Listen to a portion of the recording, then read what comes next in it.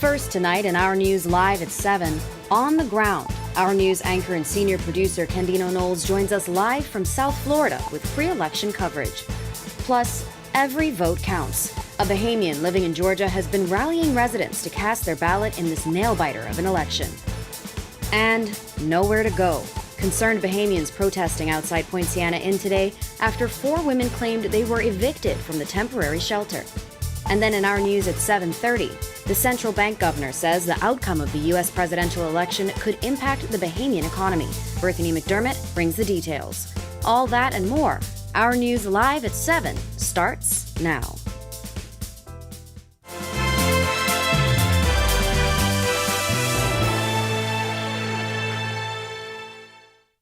Welcome to Our News Live at 7, and thanks for joining us tonight. I'm Marlena Leonard, in for Candino Knowles. With a turbulent campaign season marked by trials, controversies, and intense competition, Election Day in the United States is now just hours away. As Kamala Harris rallies in Pennsylvania and Donald Trump pushes through multiple states, millions of early voters have set the stage for a historic outcome. Our News anchor and senior producer, Candino Knowles, who is on the ground for the historic vote, joins us now from South Florida. And Candino, we know there's a unique Bahamian perspective embedded in this election. What can you tell us? Yes, Marlena, there is certainly a Bahamian perspective. And to be honest with you, one of the things we've realized is that as the two presidential candidates, continue their push for the Oval Office, we've also discovered the influence that Bahamian voters who will participate in tomorrow's vote will have on that final decision. We spoke with several of them. One of them, a councilwoman who was born in Nassau but moved here 30 years ago. She shared with us what she believes is pushing the diaspora to make the vote.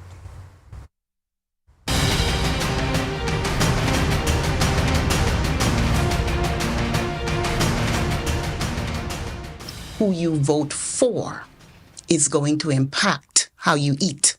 Councilwoman Shannon Lady Ighodaro, the first woman of Bahamian descent elected to the Miami Gardens City Council seat number 3, is deeply involved in this election, highlighting the stark contrast between the candidates.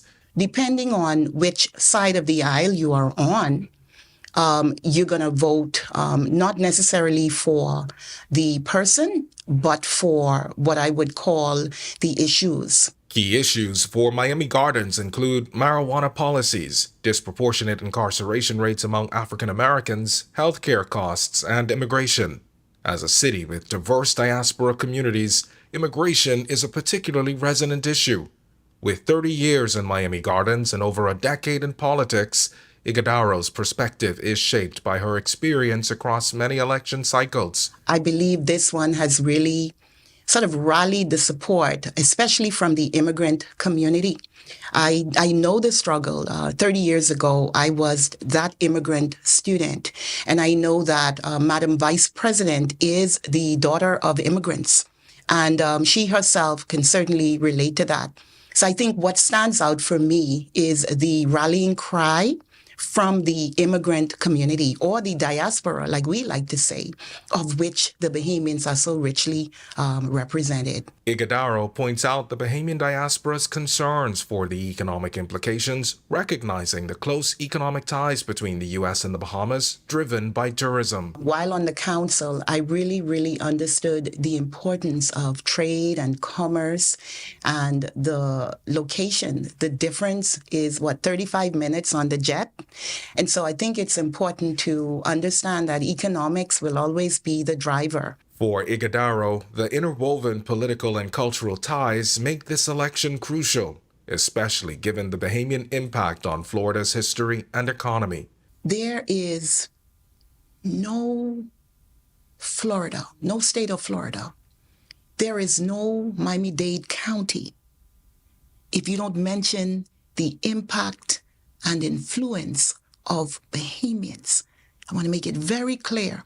The very charter of the city of Miami, right, a city that is over 200 years old, is in part written on the backs of Bahamian.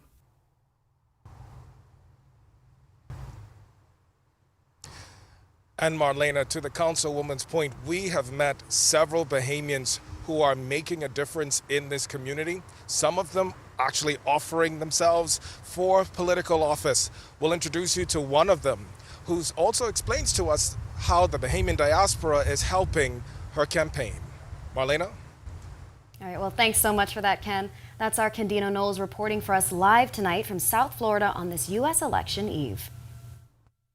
And it's not just Bahamians living in Florida keeping a close eye on tomorrow's election. Beverly Maycock is a Bahamian-born Georgia resident. Now a U.S. citizen, she works with the NAACP. And during a recent appearance on RTV's On the Record with Jerome Sawyer, she's called on others to go out and vote. Working with the NAACP, definitely, I am growing and learning more about the American political system and the things that I need to do in order to make sure that we could continue to live a productive life. One particular issue, a hot topic up for debate between the candidates, immigration. Bahamians and Americans of Bahamian descent have been keeping a close eye on the discourse, and for Maycock, she says her preference is with Harris's approach. It is not that VP Harris is not going to have to deport, some undocumented immigrants. That's going to happen. But at least it's going to be done with care. The other candidate, on the other hand, we don't really know what is going to happen. He is talking about bringing in the armed forces and mass deportation. Recently, Maycock has been devoting time promoting the need to register to vote and says it's vital to get out and cast your ballot if you're eligible in this nail-biter of an election, considering what's at stake. Please go out and vote. This is a time where we cannot sit back and not do something, because we may, next year around this time, it might be a big regret. So please, every vote is needed. Well, polls are set to close in less than 24 hours as U.S. voters have one more day to cast their votes.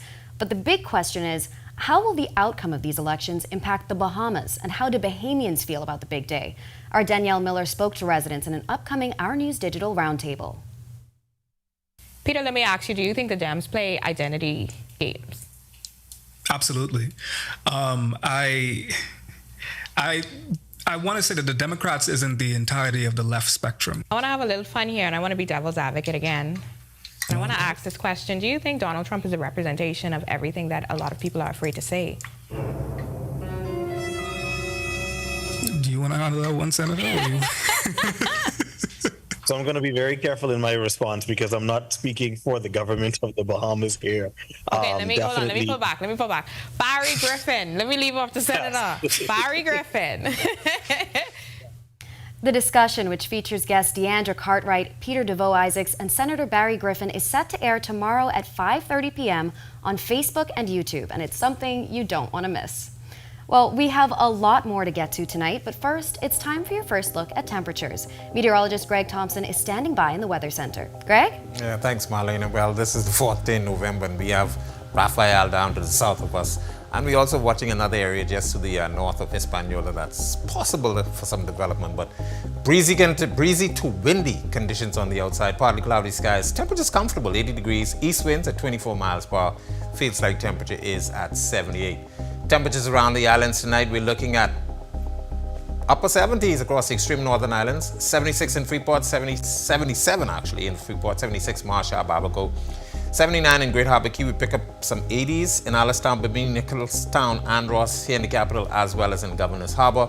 Central Bahamas also in the low 80s there with 81s in Kemps Bay, Georgetown, and Deadman's Key. Some showers nearby in Arthurstown, Cat Island, Cobra Town, San Salvador 80, and into the southeast Bahamas, more 80s popping up there with Delectable Bay at 81, Providenciales 81, and deep south, Matthewtown, Inagua, you are the warm spot at 82. Taking a look at our satellite radar composite, as I mentioned, we now are tracking Rafael, which is a tropical storm. But in the meantime, we have a very tight pressure gradient across us, and that's keeping us on the windy side. Boaters and beachgoers not to get in the water. Some low-level clouds associated with the disturbance near the southeast Bahamas moving up towards us, and that will continue to be the trend. But we are going to continue to track this system, Rafael, which is just a couple of hundred miles to the south of Jamaica. It's possible that the system could bring us some showers across the southeast Bahamas, but it's going to stay well to the west of us. So we're not looking for any really direct impacts. The exception being those very strong winds out there. We'll tell you more about later on in the forecast, and we'll take a look at your extended forecast. Coming up in sports, the Strons are making a case to become the greatest Bahamian football playing family of all time, and hear about the new tool Christian Robinson has added in the Arizona Fall League. And protesters gather after 4 women claimed they were evicted from a temporary shelter with nowhere to go. And the shocking early morning stabbing at Bahamar after a female employee was allegedly attacked by her ex-boyfriend. That's coming up when Our News returns. Hey, Greg Thompson here, and thank you for watching. Be sure to hit that follow button.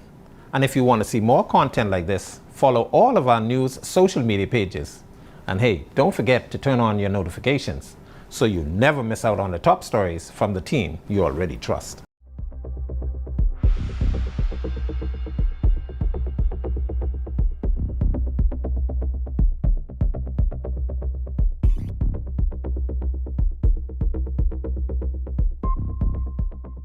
Hey, it's your boy Charlie Bahama, and a lot of people out there say they don't understand me. So I have Adelso here who's going to interpret everything I say. So you're going to watch Charlie Bahama from Cuba this week.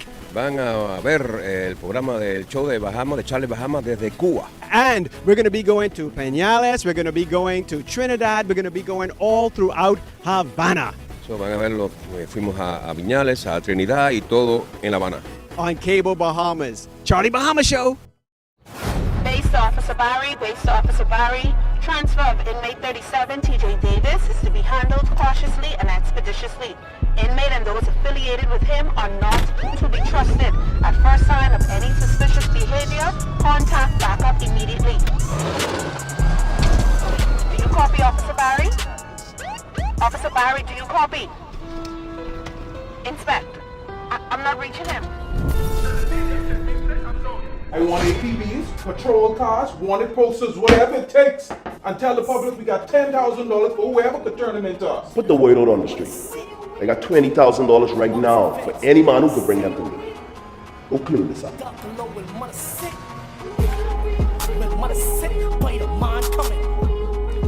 Right, Jeff? Let's head out. Welcome to Our Sports at 7, presented by 10th Year Seniors. I'm Ronaldo Dorset. Let's do show.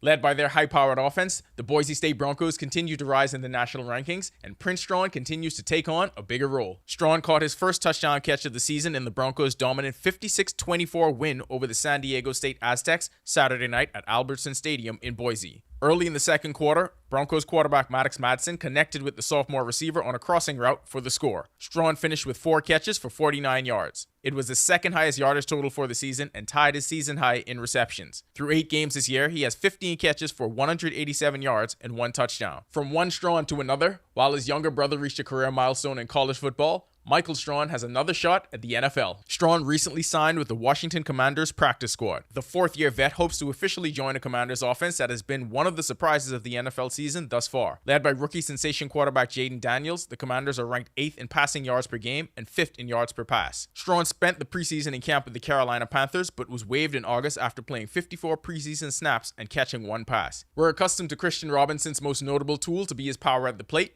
but he's added another in the Arizona Fall League. The 6'3", 200-pound outfielder is still hitting .320 with 7 RBI, but perhaps the most surprising stat, he's also leading the league with 7 stolen bases. The Arizona Diamondbacks prospect had just 4 stolen bases this season in AA baseball with the Amarillo Sod Poodles. That'll do it for Our Sports. Stay tuned to Our News at 7:30 for details on these stories and more. Thanks, Ronaldo. Well, a group of concerned Bahamians protested outside Poinciana Inn today after 4 women claimed they were evicted from the temporary shelter with nowhere to go. This, as the facility's operators say, they've helped as best they could. Berthany McDermott was there and filed this report. I'll have to go back the same way how I was, sleeping in the car with my kids or sleeping on somebody's porch. Anishka Adderley was just one of 4 women who was given notice to leave the Department of Social Services Poinciana Inn temporary shelter. The mother of 6 says she got a call saying she is to be out of the Village Road shelter by Thursday. She was among 4 women who were asked to leave.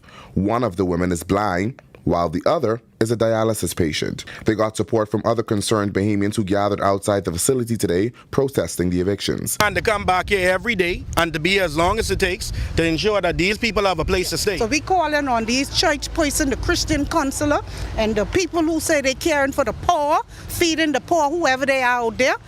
This the poor right here. These the needy here. The ones in the shelter come out, try to assist them. Protesters eventually got to the door of the facility demanding a meeting with the facility's administrator, but that didn't happen. They were eventually asked to take their protest outside the property's gates. They're not worried about I am worrying about that. Do your protest on the outside side. Whose money is paying for this?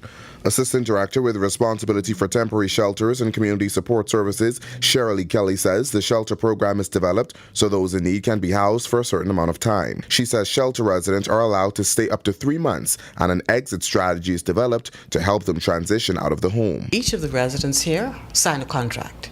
with our government to say that they are quite aware as to what our policies and procedures are. The persons that we are speaking about had an exit strategy. One was to help a family member get a job in order to help that family unit be able to successfully move on. That happened. Reporting for Our News, I'm Berthany McDermott. Thanks, Berthany. Well, what began as a routine workday for staff at Bahamar quickly descended into chaos. Police were called to the mega resort after a female employee was allegedly stabbed multiple times by her ex-boyfriend. The assault is reported to have occurred shortly before 8 this morning. The suspect tried to flee but was eventually caught and held until police arrived and arrested him. The victim, a 25-year-old housekeeper, was rushed to the Princess Margaret Hospital by ambulance, where she's listed in serious condition. And a man accused of a near-fatal stabbing will remain behind bars after a judge denied him bail. 29-year-old Alano Stringfield is charged with the attempted murder of Baron Finellis. The incident allegedly took place June 15th outside Ryan's Bar on Nassau Street. Prosecutors objected to Stringfield's release because he had other pending matters.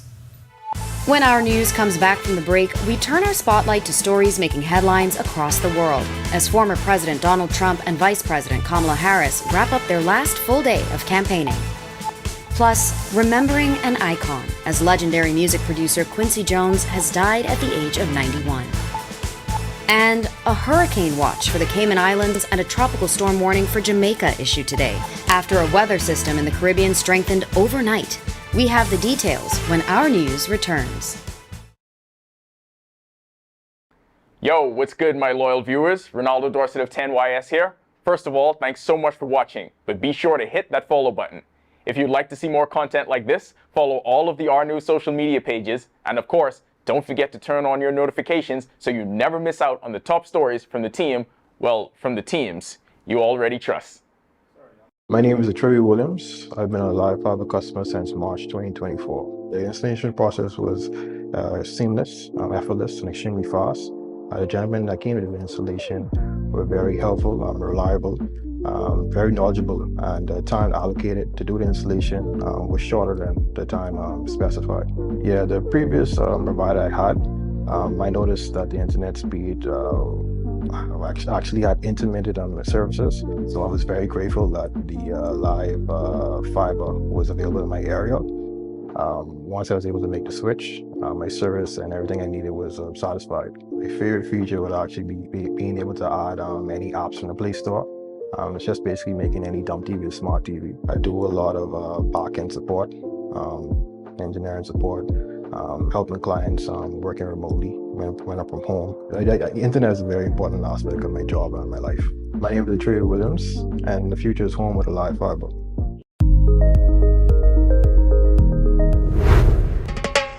Long Island is the best kept secret.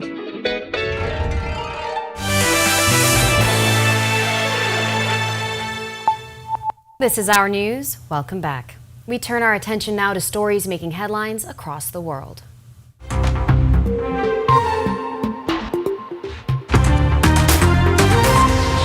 A presidential election unlike any other in U.S. history wrapped up its last full day of campaigning with former President Donald Trump and current Vice President Kamala Harris scrambling to get supporters to the polls. The newest polls show the electorate is divided down the middle, both nationally and in the 7 battleground states, expected to decide the winner on Tuesday. Trump, a 78-year-old Republican, survived 2 assassination attempts just weeks after a jury in New York made him the first former U.S. president to be convicted of a felony. 60-year-old Harris was catapulted to the top of the Democratic ticket in July, giving her a chance to become the first woman to hold the world's most powerful job after President Joe Biden dropped his re-election bid following a disastrous debate performance. Legendary music producer Quincy Jones, the man known simply as Q, has died at the age of 91. Jones was a huge influence on American music. His career spanned more than 65 years. In that time, the multidisciplined musician, composer, and producer won 27 Grammy Awards. His most lasting achievement would be in collaboration with Michael Jackson. The pair made 3 landmark albums, including Thriller in 1982.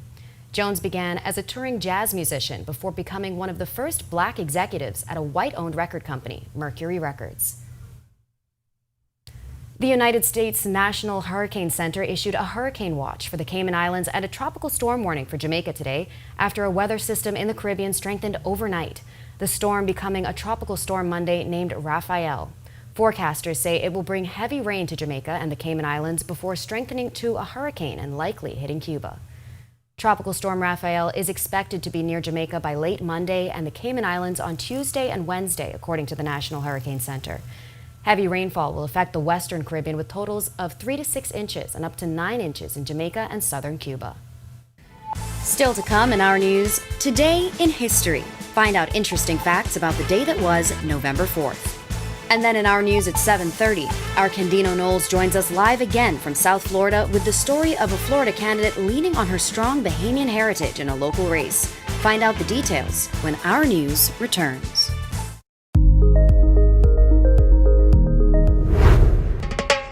Long Island is the best kept secret.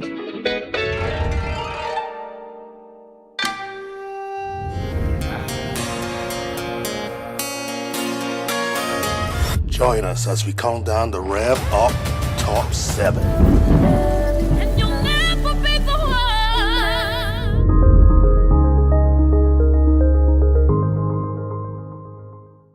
Candino Knowles here, and thank you so much for watching. Be sure and hit that follow button if you want to see more stories like this. Be sure and follow all of the Our News social media pages. And hey, don't forget, turn on your notifications so you never miss out on top stories from the team you already trust. This holiday season, Our News and Easy Car Sales want to put you in a brand new electric ride. Each week, tune into Our News at 7 and 7:30 for clues to questions about easy car sales, electric vehicles, and Generation E. Head over to our website, ournews.bs, for your chance to answer weekly trivia and enter to win. It's simple. Answer correctly and you're automatically entered for your chance to win a brand new electric vehicle.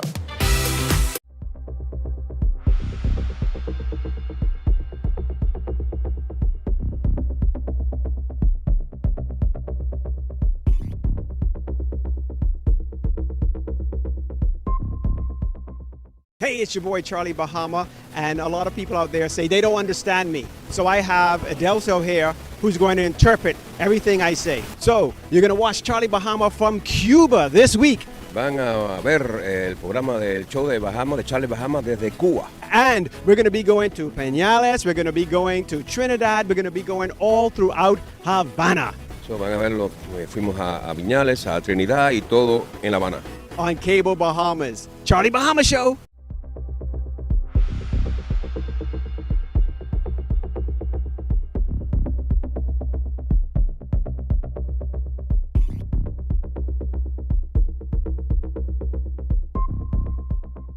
Hey, it's your boy Charlie Bahama, and a lot of people out there say they don't understand me. So I have Adelso here who's going to interpret everything I say. So you're going to watch Charlie Bahama from Cuba this week. Van a ver el programa del show de Bahama, de Charlie Bahama desde Cuba. And we're going to be going to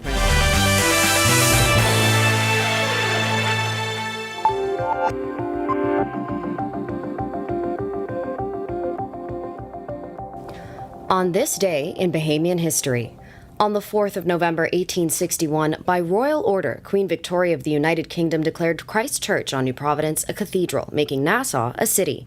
The city was named in honor of William III, King of Great Britain from 1689 to 1702. Also known as William of Orange-Nassau, he was a Dutch prince born in the Netherlands on the 4th of November 1650. Then, in 1889, St. Francis School became the first Catholic school to open in the Bahamas. Established by the Sisters of Charity from the convent of Mount St. Vincent on Hudson in New York, the school opened with 15 students on the church's grounds on West Street in New Providence. Fast forward to 2020, Bahamar announced its phased reopening. The multi-million-dollar resort development closed in March of that year due to the COVID-19 pandemic. The phased reopening date was announced as December 17th, and Bahamar President Graham Davis said at the time the resort would bring back 1,500 associates for the first phase of its reopening. Then, in 2021, then Housing and Transport Minister JoBeth Colby Davis revealed in Parliament that the government was spending just over $820,000 annually to lease the Town Centre Mall to house the General Post Office. In October 2018, Parliament passed a resolution for the government to enter into a lease agreement with the landlords of the mall for the relocation of the post office. The mall is owned by former St. Anne's MP Brent Simonette and his brother. Simonette resigned from cabinet in 2019 for reasons he said were unconnected to the matter.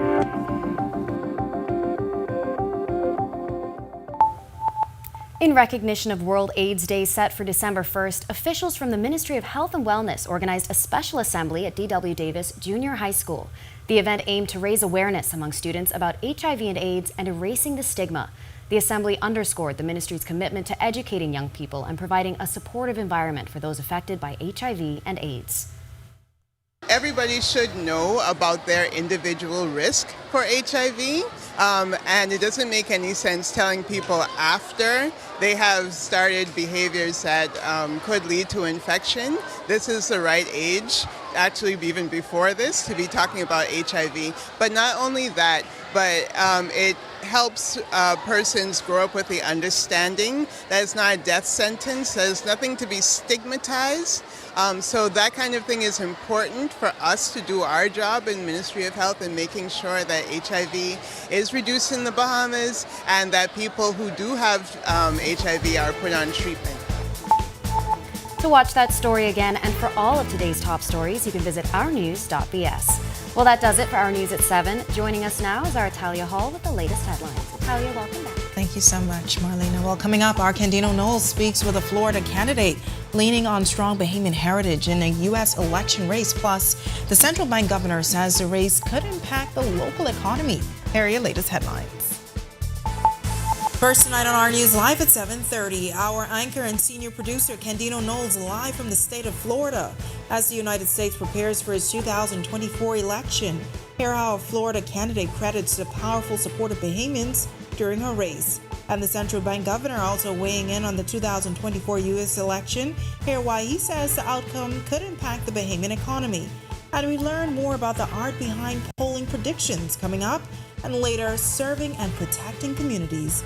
Over 60 young people joined the National Youth Guard. The story when Our News Live at 7:30 returns.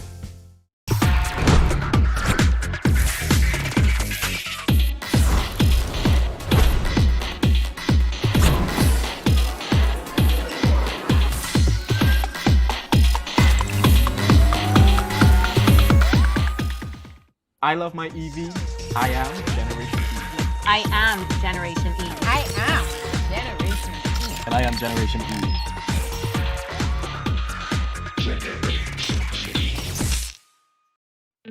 INTI Corporation is on the move, day by day, panel by panel.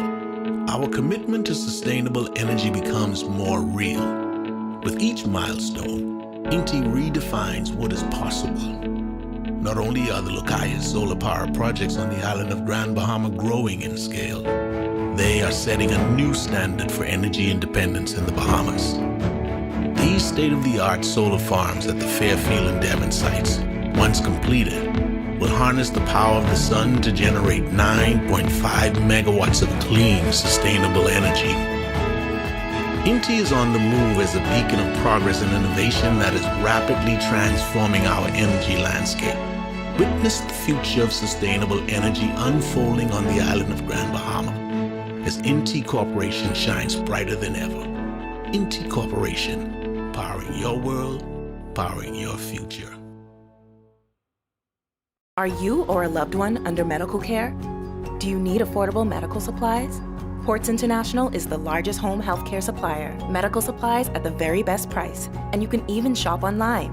From hospital beds to wound care, wheelchairs to walkers, Ports is a one-stop shop for your medical supplies, and we accept insurance. We have online shopping and 2 locations to serve you, at the Airport Industrial Park and Shirley Street. We also ship to the Family Islands. Shop online and visit us on Facebook. Call Ports at 377-1771.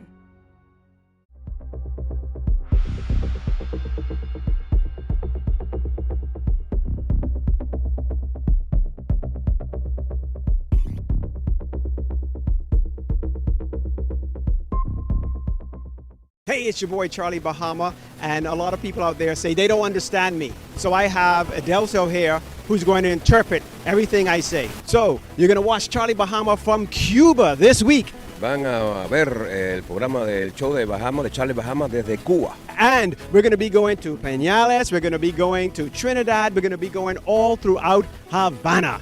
So van a verlo, fuimos a Viñales, a Trinidad y todo en La Habana. On Cable Bahamas. Charlie Bahama Show. Base Officer Barry, transfer of inmate 37, TJ Davis, is to be handled cautiously and expeditiously. Inmate and those affiliated with him are not to be trusted. At first sign of any suspicious behavior, contact backup immediately. Do you copy, Officer Barry? Officer Barry, do you copy? Inspect. I'm not reaching him. I want APBs, patrol.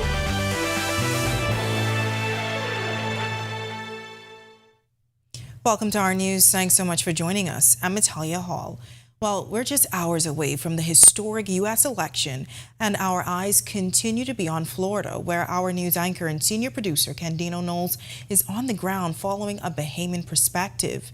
And Candino, we know you spoke with a number of Bahamians in the diaspora. Karen Hunter Jackson is one of them.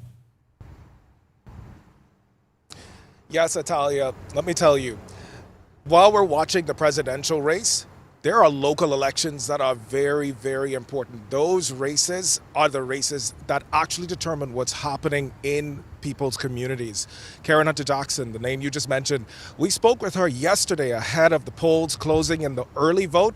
She told us that the Bahamian diaspora is all the way behind her, but more than that, she shared with us what she believes is going to help put her in office.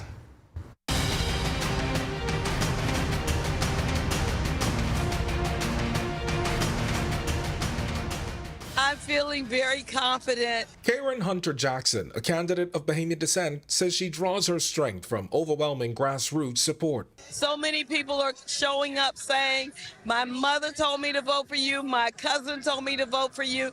Running for seat number 5 on the Miami Gardens City Council, Hunter Jackson says she aims to represent all 118,000 residents. She stresses the importance of local elections, noting the need for a responsive council, small business support, and elder care.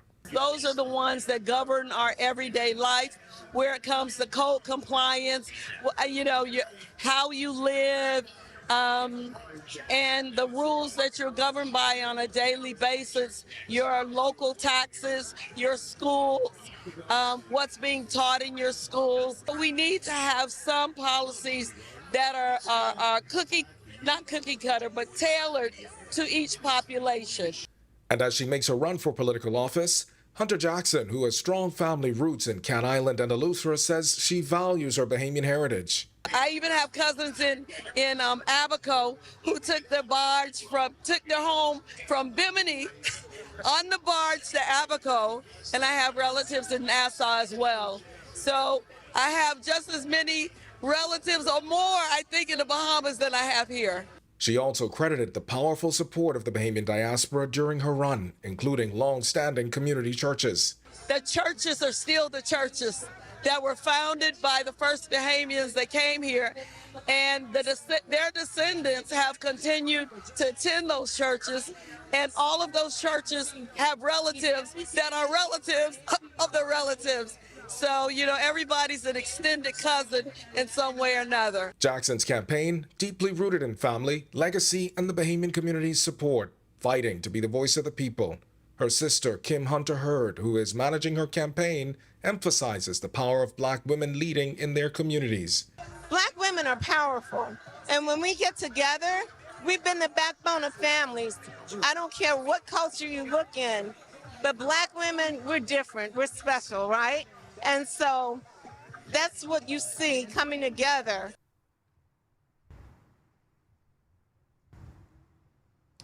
And Natalia, Kim and Karen, they are a dynamic sister duo. I got to meet them right here at North Dade Regional Library, which is ground zero in Miami Gardens. And that's because it's the largest polling precinct.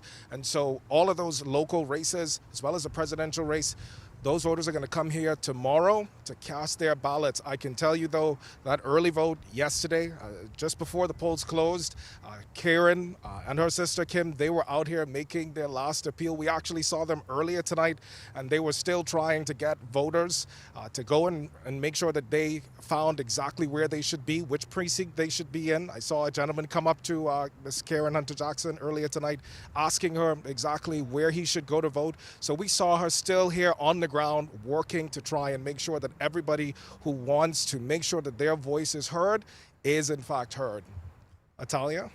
All right, very informative. Thanks so much for that, Kendino. That's our Kendino Knowles reporting for us live tonight from South Florida, and his coverage of the historic U.S. elections will continue tomorrow as millions of Americans cast their votes for the next president of the United States. Well, as the world closely watches the outcome of the U.S. elections, the central bank says the decision could impact the Bahamian economy. Bertini McDermott explains how in this report. As the central bank predicts economic growth will slow in 2024, Governor John Rowe says the global political environment could shape what happens here in the Bahamas. It comes as our closest neighbors to the north are hours away from an historic election, as U.S. Vice President Kamala Harris goes head-to-head with former President Donald Trump. Rowe says it's anticipated that there may be uncertainty amongst travelers. It means that, there is still a significant portion of the U.S. consumer base where getting beyond the election is expected to shift, the way they start to position themselves, expenditure and otherwise. Rowe says what matters most outside of the election will be the overall performance of the U.S. economy. The central bank governor adds the uncertainty in the global political environment, including the wars in Eastern Europe, poses downside risk to tourism and foreign investments. Visitor arrivals rose to 16.3%, which is less than half of the rate of growth in 2023. Air arrivals, which capture high-yielding stopover visitors, increased by less than 1% over the first 3 quarters of the year, compared to a recovery-driven expansion just exceeding 20% in the same period last year. The stopover sectors experienced constrained hotel room capacity, causing a marginal increase in 2024. The vacation rental sectors also saw a drop. These properties have experienced incremental declines in both average prices and average occupancy rates compared to the first 3 quarters of 2023. This shift, if it is maintained over an extended period, could begin to dampen new investments targeted at this segment. Reporting for Our News, I'm Bertini McDermott.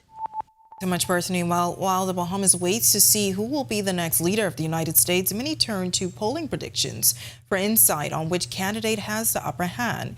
But as one local political commentator told our Jerome Sawyer on the most recent episode of On the Record, polling predictions have become increasingly influenced by multiple sources. Peter Isaac Jr. explains why he's comparing it to a chicken and the egg scenario. There's always a great deal of margin of error and variables when it comes to polling. They're not perfect at all. They're not a science. It's really an art. And what's interesting now is that you have this new edition of X by Elon Musk, formerly known as Twitter. And his introduction, of course, of Polymarket, which is also like this thing of presidential betting. So they're betting now, putting financial wagers on who will be president, which also, yet again, reinforces or throws off the actual race itself in the polling, because now you're seeing that, okay, this one is up on the Polymarket and I should bet on this. That actually influences the political outcome as well as the financial outcome. So even us discussing polling in itself can affect polling.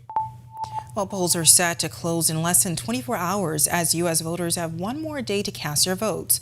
But the big question is, how will the outcome of these elections impact the Bahamas? And how do Bahamians feel about the big day? Our Daniel Miller spoke to residents in an upcoming Our News digital roundtable.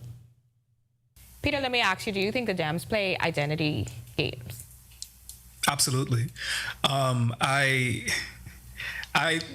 want to say that the Democrats isn't the entirety of the left spectrum. I want to have a little fun here, and I want to be devil's advocate again. And I want to ask this question. Do you think Donald Trump is a representation of everything that a lot of people are afraid to say? Do you want to handle that one, Senator? So I'm going to be very careful in my response because I'm not speaking for the government of the Bahamas here. Okay, hold on. Let me pull back. Barry Griffin. Let me leave off the senator. Barry Griffin.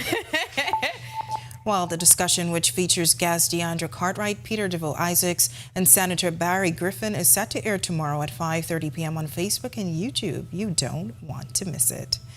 Well, we've had a sunny and breezy start to the work week. Meteorologist Greg Thompson is live in the Weather Center with your first look at weather. Greg. Yeah, Talia, sunny and breezy. Is on. Initially, we got some showers earlier today, but most of the showers were quick in passing, so just a wetting of the ground. And of course, conditions are going to be going a little downhill. We're going to continue to see the breeze. It's windy on the outside right now. Temperature 81 degrees, partly cloudy skies. Those winds are really whipping out there. East winds at 25 miles per hour, and they are gusting high at times. Your field strike temperature is at 78. Satellite radar composite, it's quiet really across the northwest and central Bahamas. There's a weak disturbance across the southeast that's generating some clouds and some showers and thunderstorms.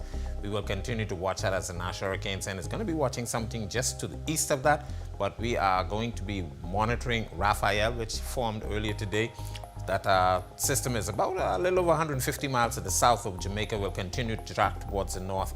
Eventually, we expect the system to strengthen to a hurricane, and that's tomorrow, and it's going to stay west of us, but the tight pressure gradient across area will continue to generate some very strong winds, so beaching and boating is going to be a challenge for the next several days.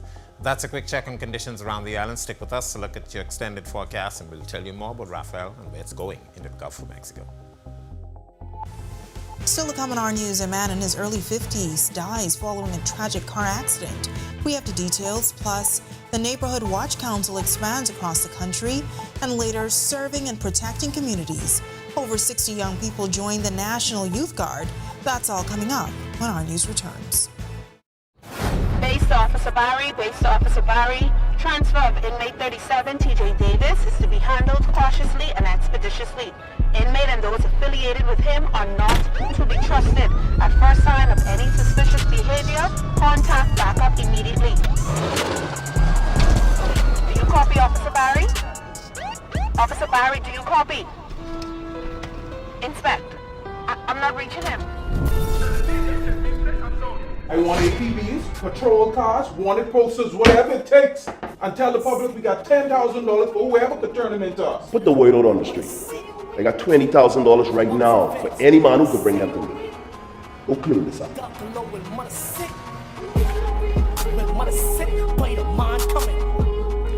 Right, Jeff? Let's head out. When money's sick, but the mind coming. When money's sick, but the mind coming.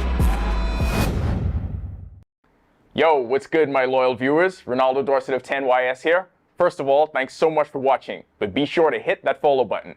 If you'd like to see more content like this, follow all of the Our News social media pages, and of course, don't forget to turn on your notifications so you never miss out on the top stories from the team, well, from the teams you already trust. My name is Troy Williams. I've been a Live Fiber customer since March 2024. The installation process was seamless, effortless, and extremely fast. The gentlemen that came to the installation were very helpful, reliable, very knowledgeable, and the time allocated to do the installation was shorter than the time specified. Yeah, the previous provider I had, I noticed that the internet speed actually had intermittent on the services, so I was very grateful that the live fiber was available in my area. Once I was able to make the switch, my service and everything I needed was satisfied. My favorite feature would actually be being able to add any options.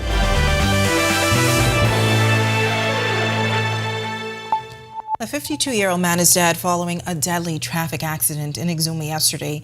He's since been identified as Bernard Heiler. Police say shortly after 3, they were alerted about a 2-car collision involving a navy blue Dodge Caravan and a white Nissan Note. Police say both vehicles were traveling east when the driver of the Note attempted to overtake the Caravan, causing the fatal crash. Heiler was pronounced dead at the scene. A man who was caught red-handed with a loaded gun has dropped his appeal against his 5-year sentence. Livingston Knowles of Montel Heights was convicted following a trial before Magistrate Samuel McKinney. On April 7, 2022, police were in the area, Ragged Island Street, when they heard gunshots. The officers pursued Knowles before he crashed into another car on Wolf Road. That's when Knowles fled his disabled car and ran into a senior citizen's home on Andress Avenue. The officers caught Knowles hiding in the woman's closet. Launched in 2018 with just 40 neighborhood groups, the council has now expanded to over 176 watch groups, primarily in New Providence, Grand Bahama, Abaco, Eleuthera, and Exuma. Chairman Keno Wong shares as a result of the program, police have observed a worldwide reduction in crime. His comments were made during the Office of the Prime Minister's weekly briefing this afternoon. Wong adds crime is everyone's concern, and he's encouraging residents to contact the Ministry of National Security if they believe their neighborhood needs a watch group. I firmly believe every community across the country should adopt it, even though Angleton is the phase 1 and they got about phase 5. We believe that these different phases will definitely decrease crime in our communities, where we can see derelict vehicles are being moved, old properties are being torn down, overgrown properties are being discarded. There are also concerns about indiscriminate dumping in communities. The important part of neighborhood is this: you being the eyes and ears for each other. You see something, say something. Call the police, call your neighbor, call the member of parliament that you may know. Take pictures. All right, that's your evidence. And sometimes we say it ain't our business until it knocks to our door. It is our business. 63 new cadets joined the ranks of the National Youth Guard today, and they're ready to serve with pride and purpose. This group includes 29 men and 34 women 18 to 25 years old. They completed an intensive 13-week training program. Present at today's ceremony that was held at the Baha Mar Convention Center was Prime Minister Philip Davis. He challenged them to apply their training to serving, protecting, and inspiring their communities. The National Youth Guard was designed to produce courageous, compassionate, and adept young leaders, well equipped to respond in times of disaster. You now emerge from this program as a vital cadre of first responders. Hold fast to your training, as it will be key to the safety and well-being of yourself and of our brothers and sisters. As weather extremes grow more common and more acute, you will be among the guardians we look to in times of crisis. It's now time for tonight's Financial Market Minute, brought to you by RF, your local investment bank.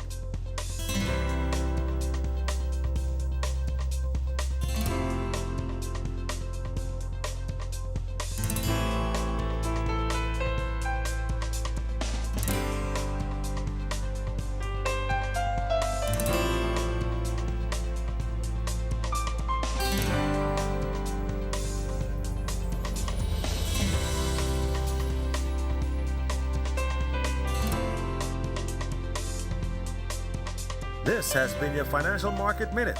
To explore the best performing mutual funds in the Bahamas, visit our website at www.rfgroup.com. When our news comes back from the break, a week filled with love. We'll tell you all about the Ministry of Tourism's Romance Week straight ahead. Coming up in sports, the Strongs are making a case to become the greatest Bahamian football playing family of all time, and hear about the new tool Christian Robinson has added in the Arizona Fall League. Plus, remembering the men and women who served the country during World Wars I and II. We have the details when our news returns. This holiday season, Our News and Easy Car Sales want to put you in a brand new electric ride. Each week, tune into Our News at 7 and 7:30 for clues to questions about easy car sales, electric vehicles, and Generation E. Head over to our website, ournews.bs, for your chance to answer weekly trivia and enter to win. It's simple. Answer correctly and you're automatically entered for your chance to win a brand new electric vehicle.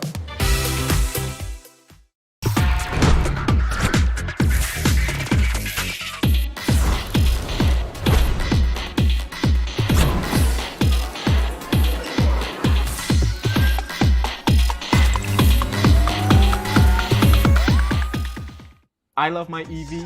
I am Generation E. I am Generation E. I am Generation E. And I am Generation E.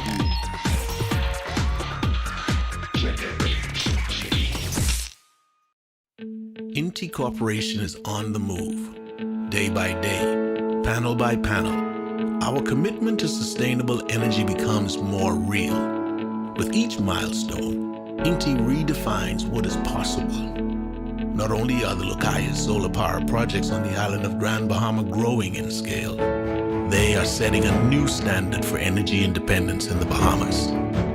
These state-of-the-art solar farms at the Fairfield and Devon sites, once completed, will harness the power of the sun to generate 9.5 megawatts. Welcome to Our Sports, presented by 10th year seniors. I'm Ronaldo Dorset. Let's do show. Led by their high-powered offense, the Boise State Broncos continue to rise in the national rankings, and Prince Strawn continues to take on a bigger role. Strawn caught his first touchdown catch of the season in the Broncos' dominant 56-24 win over the San Diego State Aztecs Saturday night at Albertson Stadium in Boise. Early in the second quarter, Broncos quarterback Maddox Madsen connected with the sophomore receiver on a crossing route for the score. Strawn finished with 4 catches for 49 yards. It was the second highest yardage total for the season and tied his season high in receptions. Through 8 games this year, he has 15 catches for 187 yards and 1 touchdown. From one Strawn to another, while his younger brother reached a career milestone in college football, Michael Strawn has another shot at the NFL. Strawn recently signed with the Washington Commanders practice squad. The fourth-year vet hopes to officially join a Commanders offense that has been one of the surprises of the NFL season thus far. Led by rookie sensation quarterback Jaden Daniels, the Commanders are ranked 8th in passing yards per game and 5th in yards per pass. Strawn spent the preseason in camp with the Carolina Panthers, but was waived in August after playing 54 preseason snaps and catching 1 pass. We're accustomed to Christian Robinson's most notable tool to be his power at the plate, but he's added another in the Arizona Fall League. The 6'3", 200-pound outfielder is still hitting .320 with 7 RBI, but perhaps the most surprising stat, he's also leading the league with 7 stolen bases. The Arizona Diamondbacks prospect had just 4 stolen bases this season in AA baseball with the Amarillo Sod Poodles. That'll do it for Our Sports. This is 10YS. Tomorrow's a big day for everybody. Try to avoid as many arguments as possible. Please give people the freedom to be loud and wrong. But this is what college basketball does to us. Back to the studio. Still ahead on Our News tonight, the Ministry of Tourism gearing up to showcase the best of love in the Bahamas during their first Romance Week. We have the story, and Greg is back with your extended weather forecast when Our News continues. Stay with us.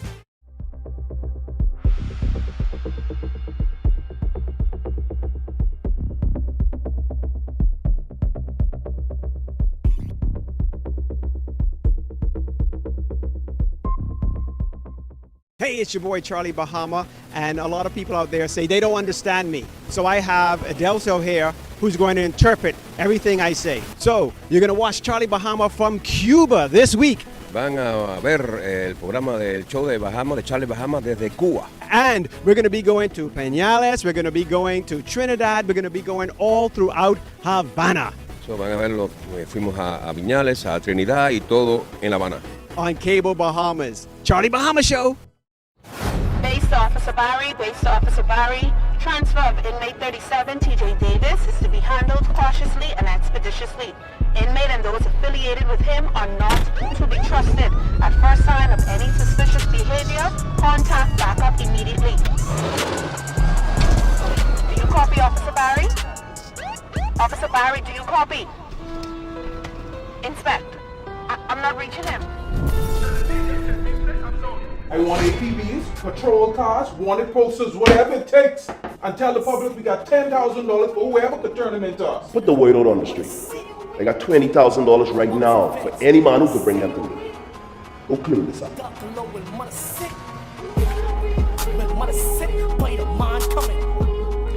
Right, Jeff? Let's head out. When money's sick, but the mind coming. When money's sick, but the mind coming. Yo, what's good, my loyal viewers? Ronaldo Dorset of 10YS here. First of all, thanks so much for watching, but be sure to hit that follow button. If you'd like to see more content like this, follow all of the Our News social media pages, and of course, don't forget to turn on your notifications so you never miss out on the top stories. This is Our News. Welcome back. We'll start you off with Rafael, which formed earlier today. It's now a tropical storm packing winds of 45 miles per hour and some gusts associated with that system. The system is going to continue to move towards the northwest and should stay just to the west of Jamaica by tomorrow.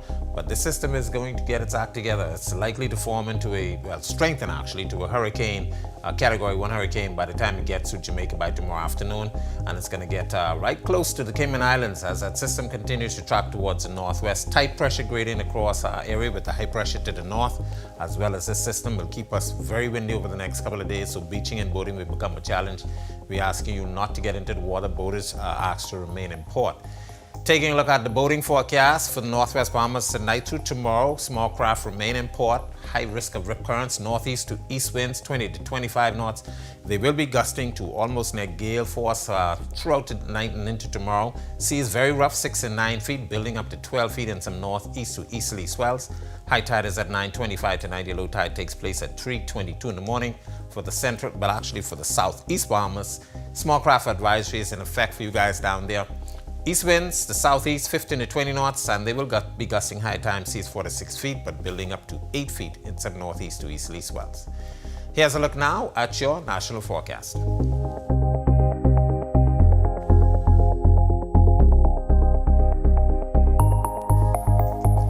In the extended forecast, with Raphael passing just to the west of us, we could see some residual moisture moving across us in the form of some rain bands.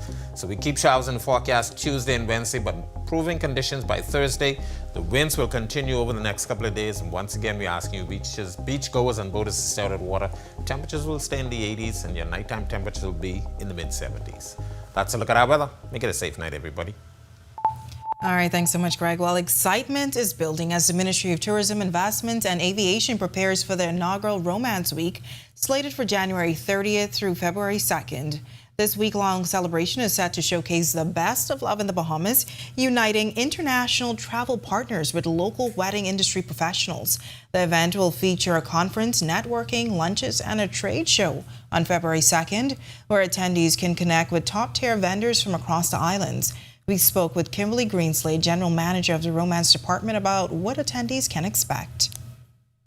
It will be all things romance. All of the focus will be on romantic offerings. We are inviting our partners, our stakeholders, our hotels, our restaurants, anybody within the romance space to buy into our idea and to offer up their most unique romantic offerings across the 16 islands of the Bahamas so that the local community will know what Romance Week is all about and also what they have to offer. The Bahamas Bridal Association, led by Vice President Leslie Pinder, is collaborating closely with the Ministry of Tourism for this exciting event. Pinder shares the association's role during Romance Week and more on what participants can expect. We're focused on educating people to deliver professional and quality services, okay? Gone are the days where as simple as, being late is the order of the day. Fashionably late is not the order of the day. We want to engage our industry professionals to be aware of what's out there, the competition. So what's going to stand you, separate you from the others is that you need to engage yourself with other like-minded professionals who are geared to offering professional and quality services. Well, it's a tradition that dates back some 50 years, the annual laying of wreaths on the first Saturday of November. In this report, the chairperson of the British Legion Bahamas branch shares why it's so important to continue to honor the men and women that served during World Wars I and II. Megan Shepard has more.